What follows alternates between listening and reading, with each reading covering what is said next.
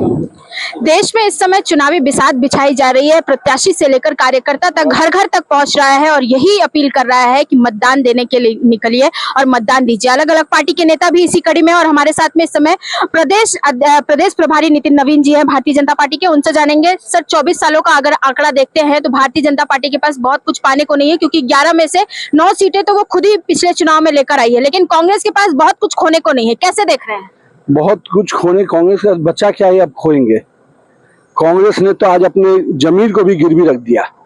जिस लोगों ने राजनीति की सारी मर्यादाओं को भंग कर दिया, एक देश के प्रधान सेवक को, जिन्होंने सेवा के भाव से इस देश की सेवा की, उन पर लाठी चलाने का, उनको गाली देने का काम करते। कौन सी कांग्रेस बची है? जिस कांग्रेस के न संस्कार बचे हैं, जिस कांग्रेस के अंदर न कोई मर्यादा बची है, वो कांग्रेस अब कितने अस्तित्व में बचेगी।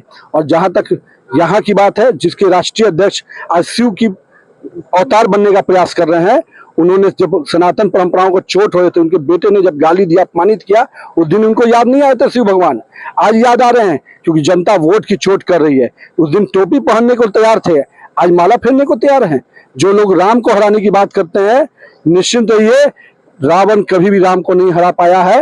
ये लोग रावण के कहीं न कहीं पालन करता है और इन्होंने हमेशा इस देश की संस्कृति को चोट किया है, इस देश की परंपराओं को चोट किया है। जीभ लगातार कांग्रेस पार्टी के नेताओं की फिसलती जा रही है, लेकिन बीजेपी फिर भी हिंदुत्व हो या संस्कृति हो या सभ्यता हो, इसी पर आप चर्चा करते हैं, लेकिन कांग्रेस को इससे भी आपत्ति है।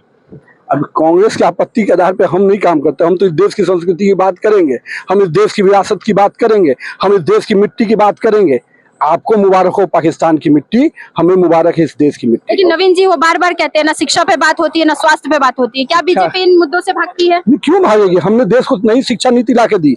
आप 40 साल तक पुरानी व्यवस्था को लागू किए रहे, आपने क्यों नहीं नई शिक्षा नीति लाई? पूरे विश्व में आप जाइए, हर 10 साल में एजुकेशन के रिफॉर्म्स होते हैं। 40 साल तक एजुकेशन रिफॉर्म्स क्यों नहीं दिया? हमने इस देश को सबसे अधिक IT खोल के दिया। हमने 10 वर्षों में जितने एम्स है उसके दुगुना एम्स, तिगुना एम्स कर दिया। उनके समय में 7 एम्स से हमने 21 एम्स बना के दिया। हमने आज मेडिकल कॉलेज, उस समय 300 कुछ थे, आज हम लोगों ने 700 मेडिकल कॉलेज बना के दिया।